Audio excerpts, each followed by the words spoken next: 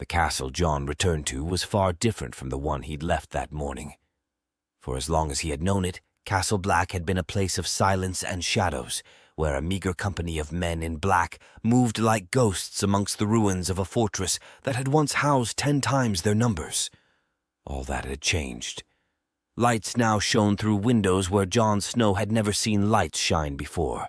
Strange voices echoed down the yards, and free folk were coming and going along icy paths that had only known the black boots of crows for years. Outside the old flint barracks, he came across a dozen men pelting one another with snow. Playing, Jon thought in astonishment.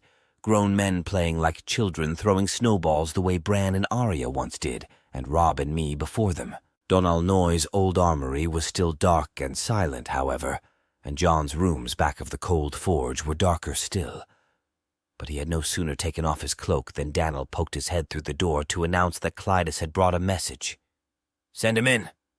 Jon lit a taper from an ember in his brazier and 3 candles from the taper. Clydas entered pink and blinking, the parchment clutched in one soft hand. "Beg pardon, Lord Commander. I know you must be weary, but I thought you would want to see this at once." "You did well," Jon read.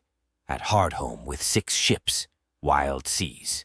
Blackbird lost with all hands, 2 Lyseni ships driven aground on Skane, Talon taking water.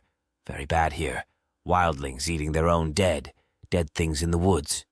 Braavosi captains will only take women, children on their ships. Witch women call us slavers. Attempt to take Stormcrow defeated, 6 crew dead, many wildlings. 8 ravens left, dead things in the water. Send help by land, seas racked by storms. From Talon by hand of Maester Harmune. Cotter Pike had made his angry mark below. "Is it grievous, my lord?" asked Clydas. "Grievous enough. Dead things in the wood, dead things in the water. 6 ships left of the 11 that set sail." Jon Snow rolled up the parchment, frowning. Night falls, he thought, and now my war begins.